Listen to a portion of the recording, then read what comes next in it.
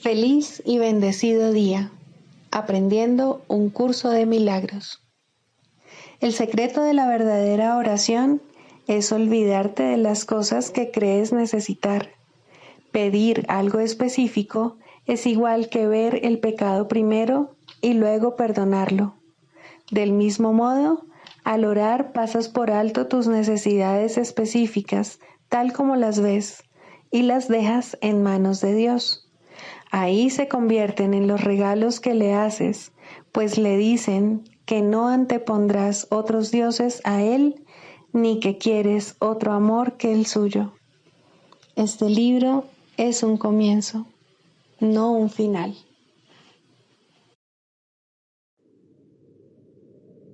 Del prefacio que postula, párrafo 9.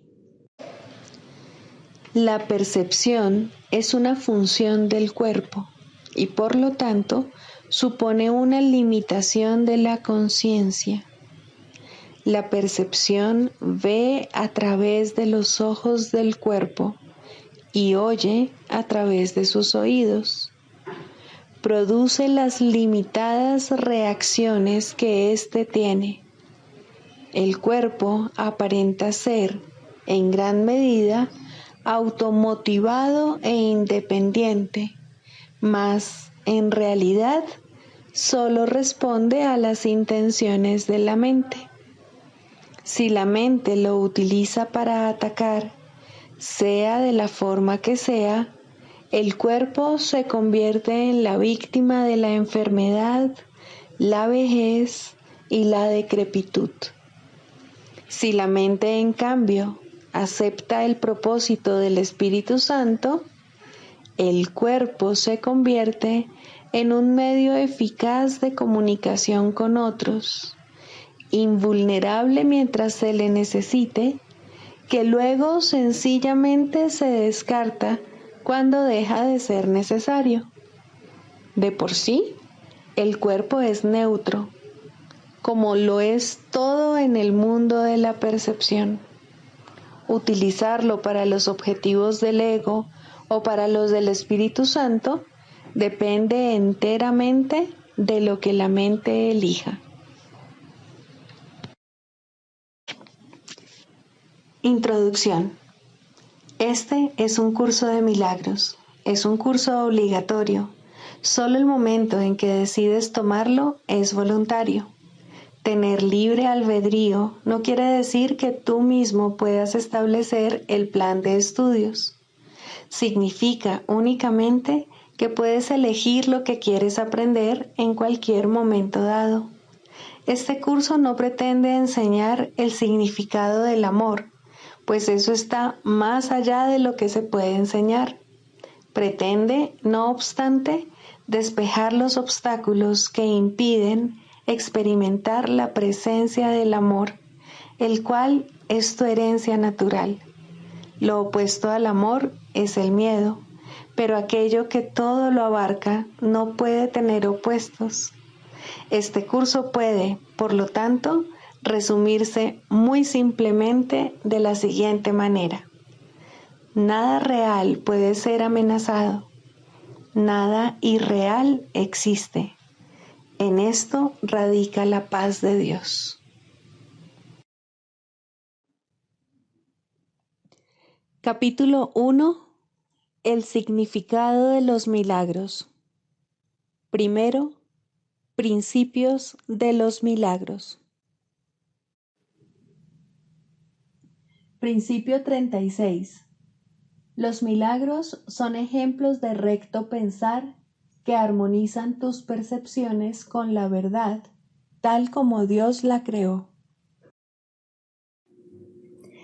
Capítulo 29. El despertar. Primero, la clausura de la brecha. No hay tiempo, lugar ni estado del que Dios esté ausente. No hay nada que temer. Es imposible que se pudiese concebir una brecha en la plenitud de Dios. La transigencia que la más insignificante y diminuta de las brechas representaría en su amor eterno es completamente imposible. pues ello querría decir que su amor puede albergar una sombra de odio, que su bondad puede a veces trocarse en ataque y que en ocasiones él podría perder su infinita paciencia. Esto es lo que crees cuando percibes una brecha entre tu hermano y tú. ¿Cómo ibas a poder, entonces, confiar en Dios? Pues su amor debe ser un engaño. Sé precavido entonces. No dejes que se te acerque demasiado y mantén una brecha entre su amor y tú, a través de la cual te puedas escapar en caso de que tengas necesidad de huir. Aquí es donde más claramente se puede ver el temor a Dios. Pues el amor es traicionero para aquellos que tienen miedo, ya que el miedo y el odio siempre van de la mano. Todo aquel que odia tiene miedo del amor y, por lo tanto, no puede sino tener miedo de Dios. Es indudable que no conoce el significado del amor. Teme amar y ama odiar, y así piensa que el amor es temible y que el odio es amor. Esto es lo que inevitablemente le sucede a todos aquellos que tienen en gran estima a esta pequeña brecha, creyendo que es su salvación y esperanza. El temor a Dios, el mayor obstáculo que la paz tiene que salvar, no ha desaparecido todavía. Los demás ya han desaparecido, pero este todavía sigue en pie, obstruyendo tu paso y haciendo que el camino hacia la luz parezca oscuro y temible, peligroso y sombrío. Has decidido que tu hermano es tu enemigo, tal vez tu amigo en algunas ocasiones, siempre que vuestros diferentes intereses permitan vuestra amistad por algún tiempo, pero no sin dejar una aparente brecha entre vosotros en caso de que él se vuelva a convertir en tu enemigo. Deja que se acerque a ti y te haces atrás. Acércate a él y él instantáneamente emprende la retirada.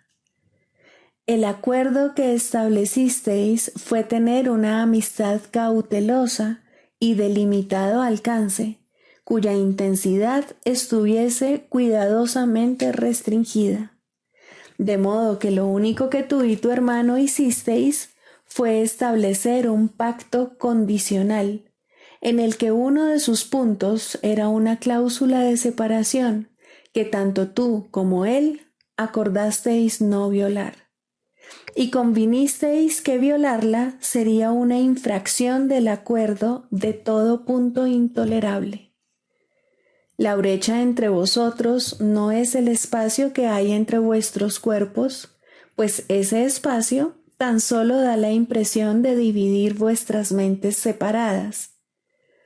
La brecha entre vosotros es el símbolo de una promesa que os habéis hecho de encontraros cuando os parezca, y luego separaros hasta que los dos decidáis encontraros de nuevo.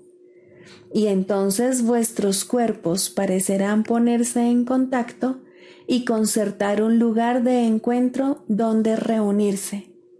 Pero siempre es posible que cada uno siga su camino, supeditado al derecho de separaros. Acordáis reuniros de vez en cuando y mantener vuestra distancia con intervalos de separación que os protejan del sacrificio del amor. El cuerpo os salva, pues os aleja del sacrificio total y os da tiempo para reconstruir una vez más vuestros yos separados que creéis que realmente menguan cuando os reunís.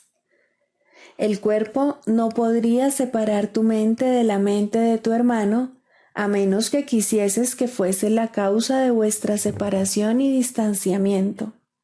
Por consiguiente, le atribuyes un poder que no posee. Esto es lo que hace que tenga poder sobre ti, pues ahora piensas que el cuerpo determina cuándo debéis reuniros y que limita vuestra capacidad de estar en comunión con la mente del otro. Y así te dice a dónde ir y cómo llegar hasta allí, lo que te es factible emprender y lo que no puedes hacer. Te dice también lo que su salud puede tolerar, así como lo que lo fatigará y enfermará.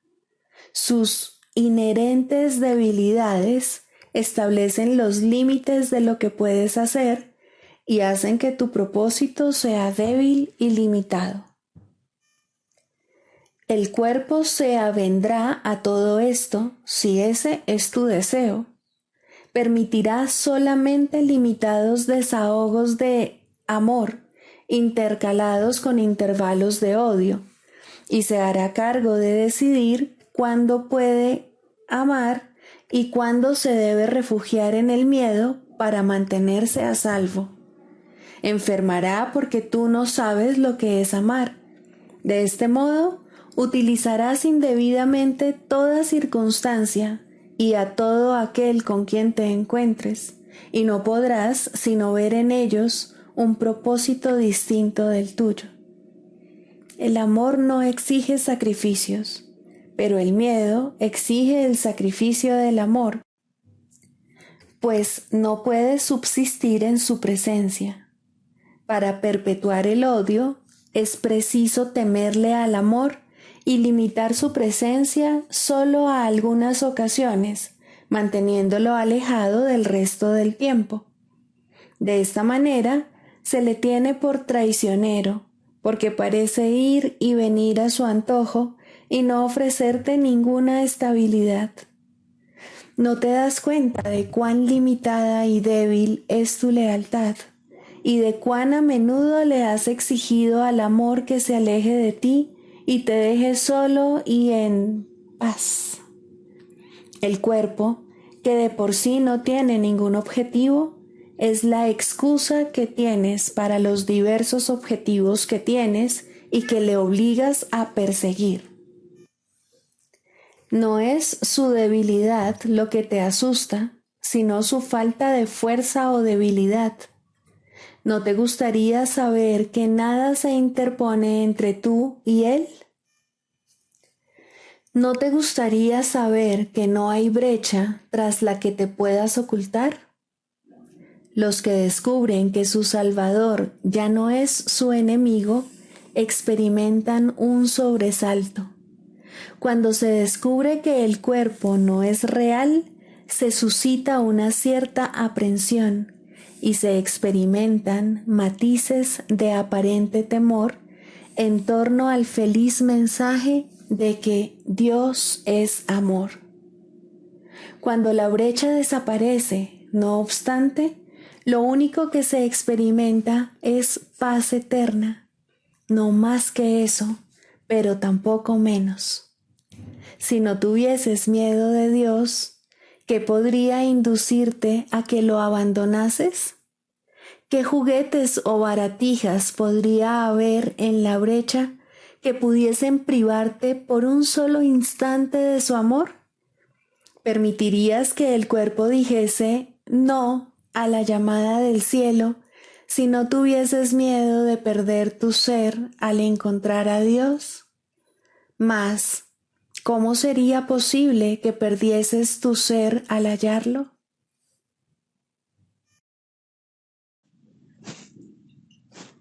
Libro de ejercicios. Pregunta 14. ¿Qué soy? Soy el Hijo de Dios, pleno, sano e íntegro, resplandeciente en el reflejo de su amor. En mí, su creación se santifica y se le garantiza vida eterna.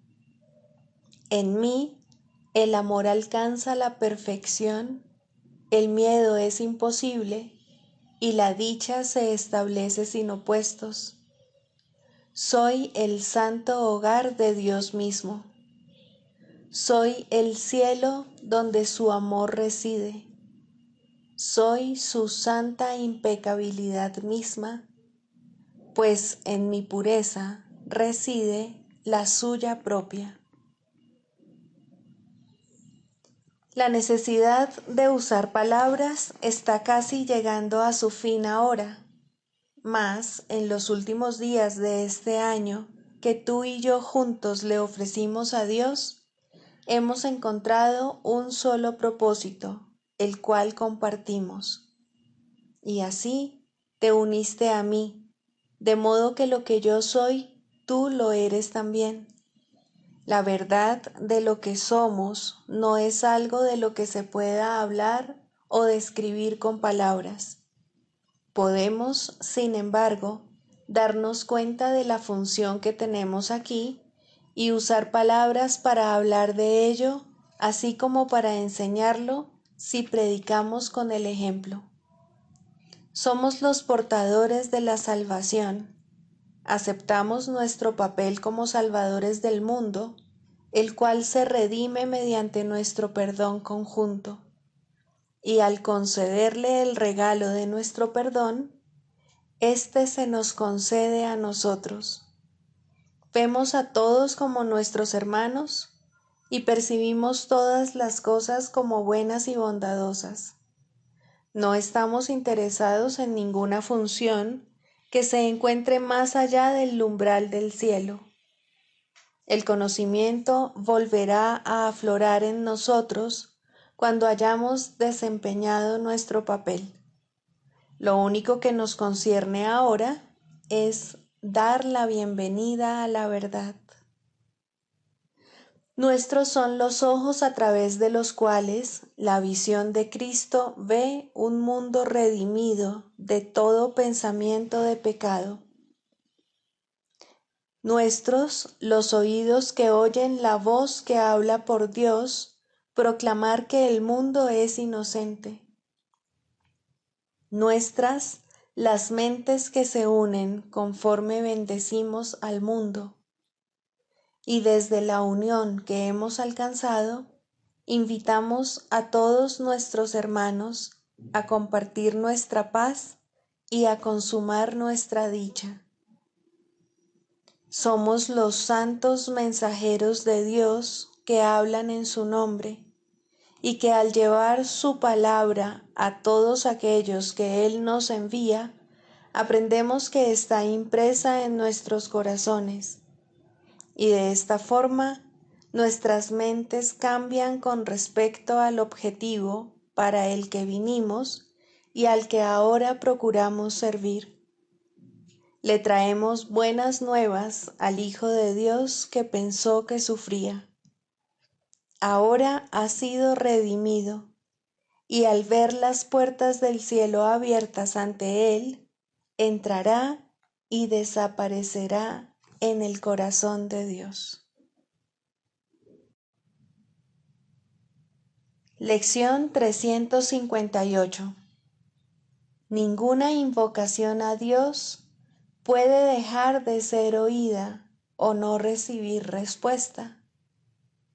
Y de esto puedo estar seguro.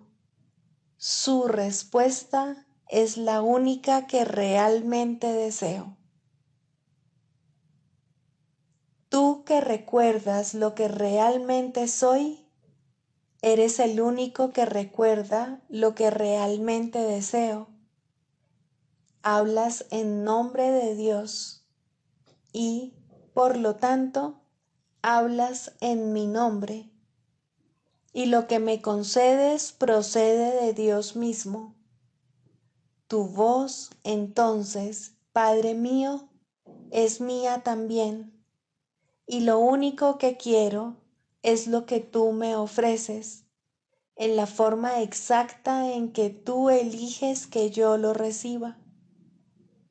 Permíteme recordar todo lo que no sé y deja que mi voz se acalle mientras lo recuerdo. Y no dejes que me olvide de tu amor ni de tu cuidado. Antes bien, ayúdame a mantener siempre presente en mi conciencia la promesa que le hiciste a tu Hijo. No dejes que olvide que mi ser no es nada, pero que mi ser con mayúscula lo es todo.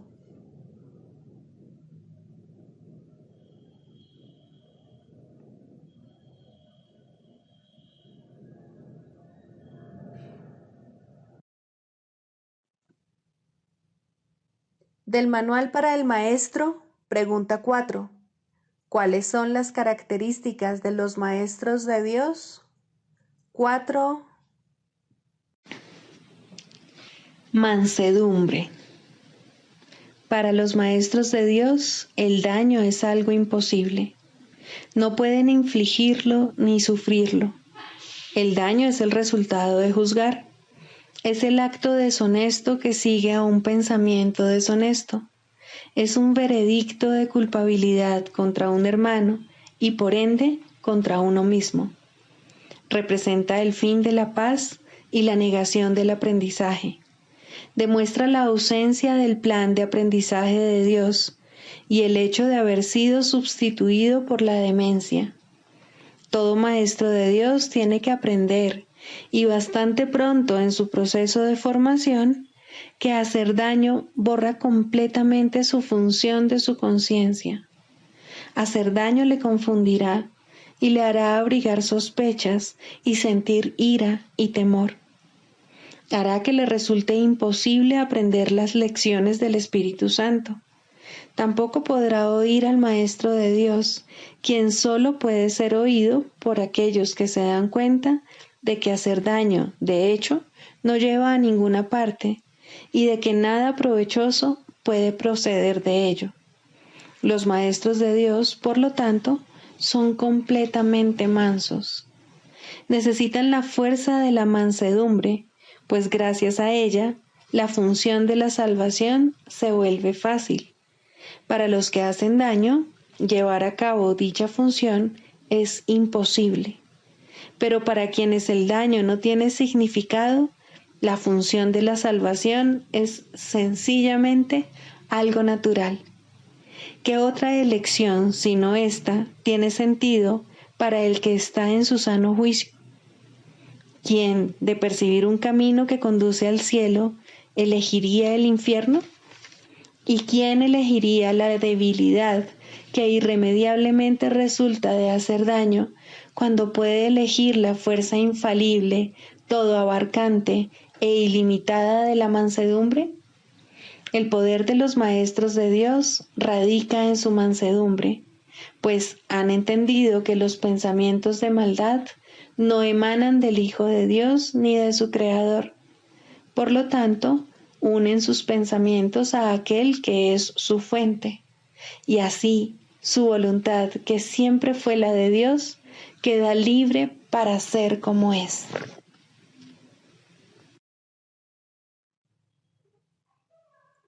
Manual para el Maestro, pregunta 24. ¿Existe la reencarnación? En última instancia, la reencarnación es imposible. El pasado no existe ni el futuro tampoco, y la idea de nacer en un cuerpo, ya sea una o muchas veces, no tiene sentido. La reencarnación, por lo tanto, no puede ser verdad desde ningún punto de vista. Nuestra única pregunta debería ser, ¿es un concepto útil? Y eso depende, por supuesto, del uso que se le dé. Si se usa para reforzar el reconocimiento de la naturaleza eterna de la vida, es ciertamente útil. ¿Qué otra pregunta con respecto a la reencarnación podría ser útil para arrojar luz sobre el camino? Al igual que muchas otras creencias, esta puede usarse desacertadamente. En el mejor de los casos, el mal uso que se hace de ella da lugar a preocupaciones y tal vez a orgullo por el pasado. En el peor de los casos, provoca inercia en el presente. Y entre estos dos extremos, puede dar lugar a muchísimas insensateces. La reencarnación no sería, en ningún caso, el problema con el que hay que lidiar ahora. Si la reencarnación fuese responsable de algunas de las dificultades a las que el individuo se enfrenta ahora, la única tarea de éste seguiría siendo la de escapar de ellas ahora. Si lo que está haciendo es sentando las bases para una vida futura, aún así solo puede solventar el asunto de su salvación ahora. Puede que algunos hallen consuelo en el concepto, y si ello los consuela, su valor es evidente. Lo cierto es, sin embargo, que tanto los que creen en la reencarnación como los que no, pueden encontrar el camino que conduce a la salvación. Por lo tanto, no puede considerarse que sea una idea esencial en el programa de estudios. Siempre existe cierto riesgo en ver el presente en función del pasado, mas siempre hay algo bueno en cualquier pensamiento que refuerce la idea de que la vida y el cuerpo no son lo mismo. Para nuestros propósitos, no sería útil adoptar una postura definitiva al respecto. Un maestro de Dios debe ser igualmente útil para los que creen en la reencarnación como para los que no. Exigirle una postura definitiva simplemente limitaría su utilidad, así como su propia capacidad de decisión. Nuestro curso no se ocupa de ningún concepto que no sea aceptable para cualquier persona, independientemente de sus creencias previas. Bastante tendrá con lidiar con su ego como para añadir controversias sectarias a su carga. Tampoco sería ventajoso que alguien aceptara el curso prematuramente solo porque éste apoya una creencia que él ha albergado por mucho tiempo.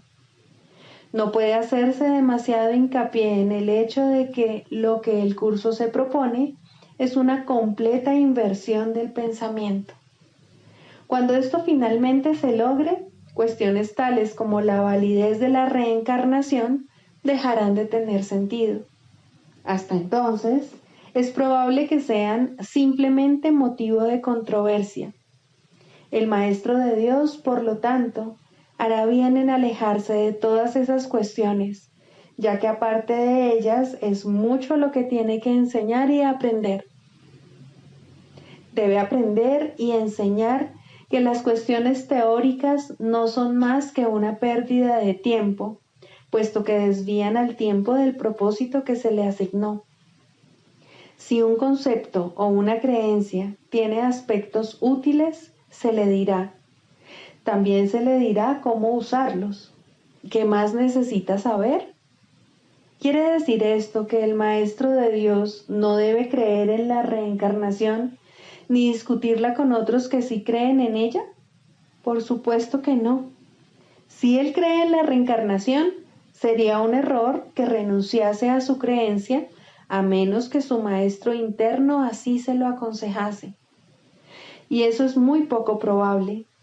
Es posible que se le indique que está haciendo un mal uso de la creencia, de tal manera que ello resulta perjudicial tanto para el progreso de su alumno como para el suyo propio. En ese caso, se le recomendaría una reinterpretación, puesto que ésta sería necesaria. Lo único que se tiene que reconocer, no obstante, es que el nacimiento no fue el principio y que la muerte no es el final, mas ni siquiera esto se requiere del principiante. Él solo necesita aceptar la idea de que lo que sabe no es necesariamente todo lo que es posible aprender. Su jornada habrá comenzado. El énfasis de este curso es siempre el mismo. En este momento es cuando se te ofrece total salvación y en este momento es cuando puedes aceptarla. Esa sigue siendo tu única responsabilidad. La expiación se puede equiparar a la escapatoria total del pasado o a la total falta de interés por el futuro. El cielo está aquí. No existe ningún otro lugar. El cielo es ahora. No existe ningún otro tiempo. Los maestros de Dios no se interesan por ninguna otra enseñanza que no conduzca a esto. Todas las creencias apuntan a ello si han sido interpretadas correctamente. En este sentido, se puede decir que su verdad está determinada por el provecho que resulte de ellas. Todas las creencias que facilitan el progreso se deben respetar. Este es el único criterio que este curso requiere. No se requiere nada más.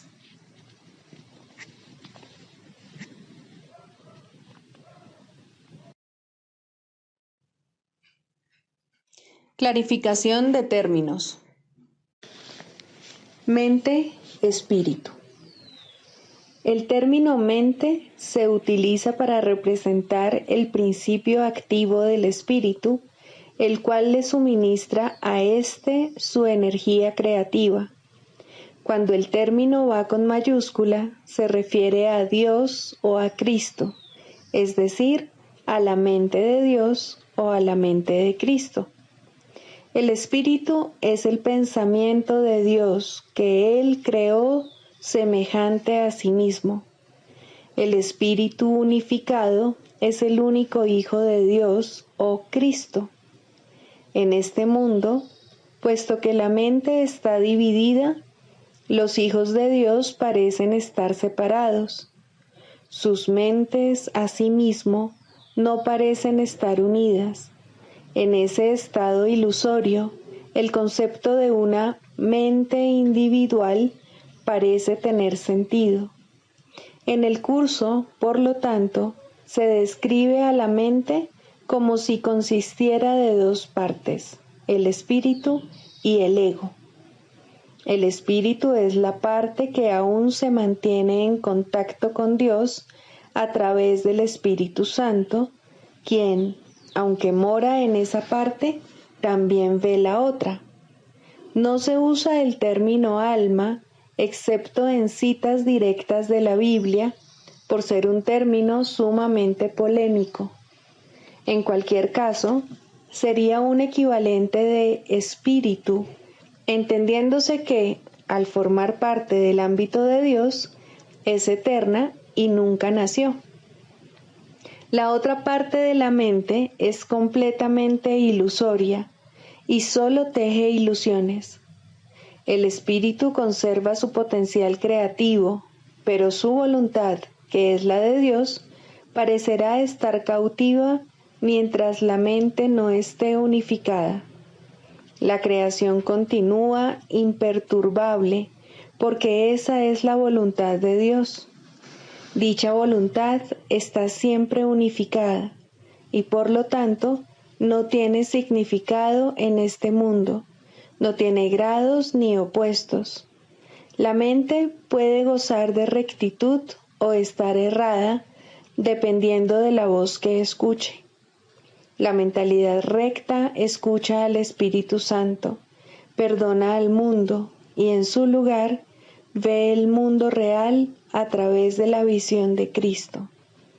Esta es la visión final, la última percepción, la condición en la que Dios mismo da el paso final. Ahí, al tiempo y a lo ilusorio les llega su fin. La mentalidad errada escucha al ego y teje ilusiones, percibe el pecado, justifica la ira y considera que la culpabilidad, la enfermedad y la muerte son reales.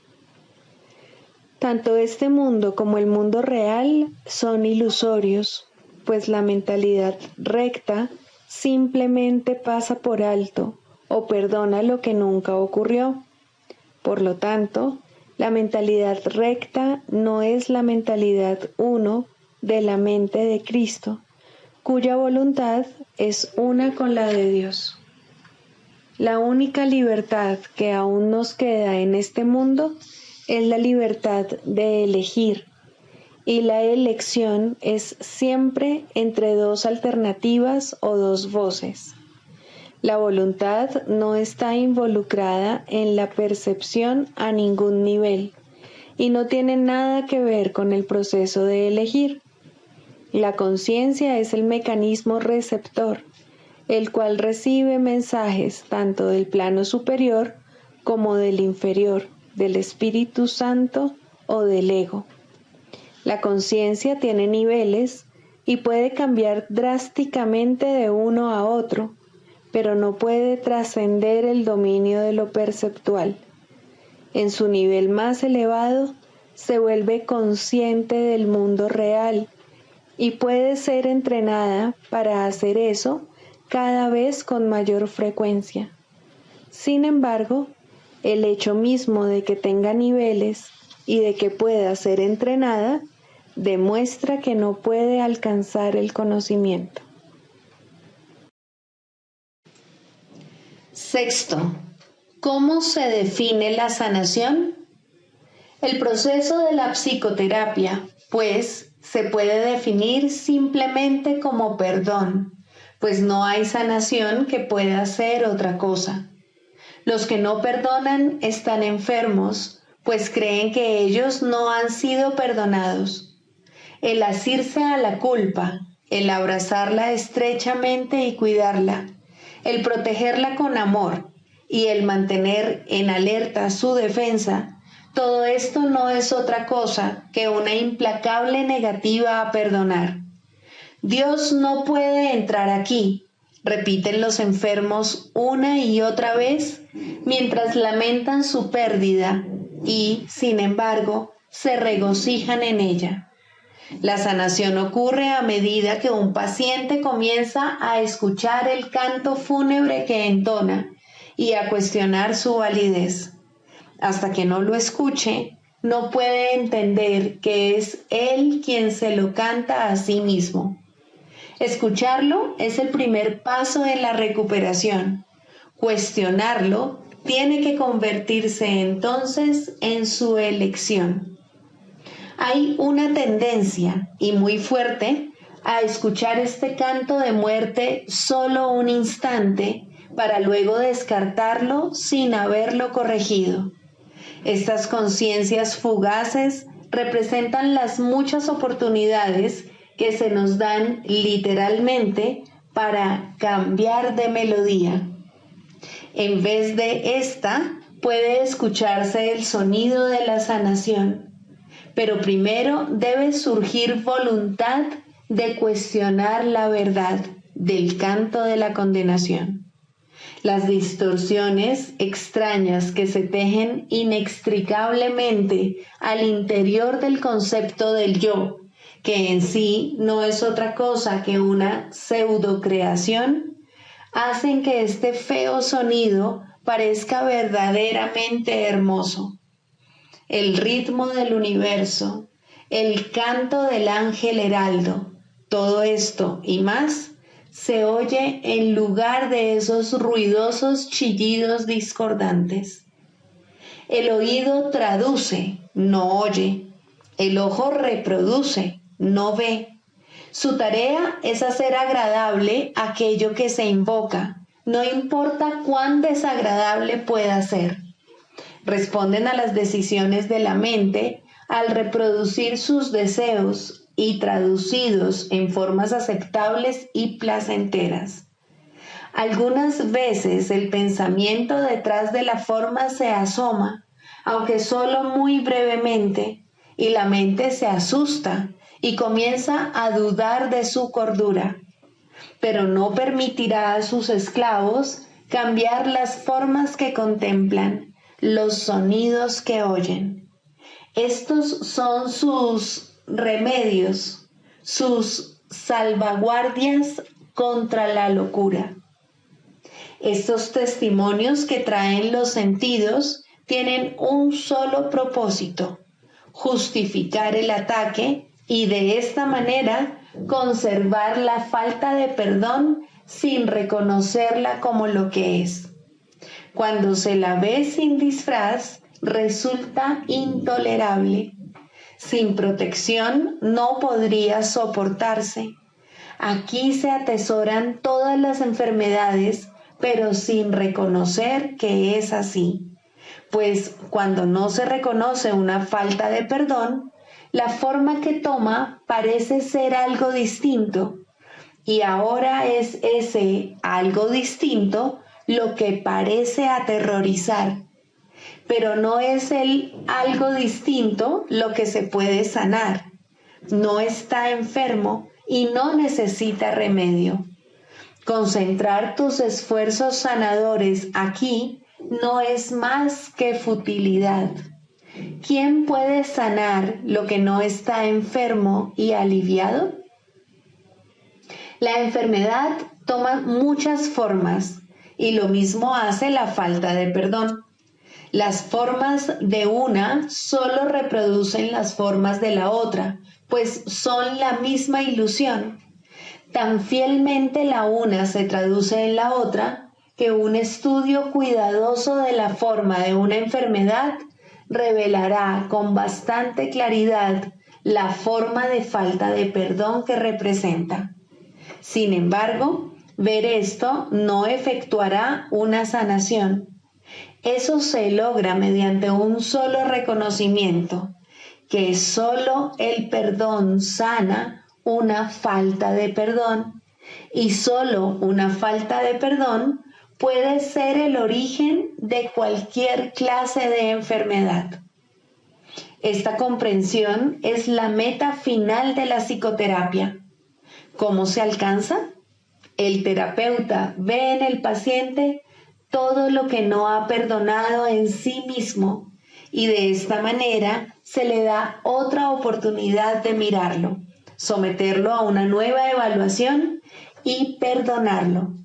Cuando esto ocurre, ve cómo desaparecen sus pecados en un pasado que ya no está aquí. Hasta que lo haga, tiene que pensar que el mal lo asedia aquí y ahora. El paciente es la pantalla para la proyección de sus pecados, lo cual hace posible que se deshaga de ellos. Pero si llega a retener una mancha de pecado en lo que mira, su liberación es parcial y no será segura. Nadie se cura solo. Este es el alegre canto que la salvación entona a todo el que oye su voz. Esta afirmación no puede ser recordada con demasiada frecuencia por todos los que se vean a sí mismos como terapeutas. Sus pacientes solo se pueden ver como portadores de perdón, pues son ellos quienes vienen a demostrar su impecabilidad ante ojos que aún creen que el pecado se encuentra ahí para que lo vean. Pero la prueba de la impecabilidad, vista en el paciente y aceptada en el terapeuta, le ofrece a la mente de ambos un pacto en el cual se encuentran y unen y son uno. El canto de la oración. 3. La curación. Introducción. La oración tiene ayudantes y testigos que hacen más llevadero y seguro el empinado ascenso, aliviando el dolor causado por el miedo y ofreciendo consuelo y promesas de esperanza. Testigo del perdón y ayudante en la oración, dadora de la certeza de que finalmente alcanzarás la meta, eso es la curación. Su importancia no debe enfatizarse demasiado, pues la curación es una señal o símbolo de la fuerza del perdón y tan solo un efecto o sombra de un cambio de parecer con respecto a la meta de la oración.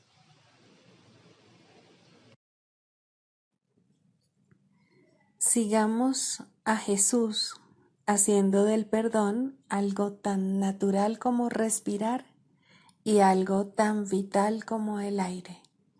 Amén.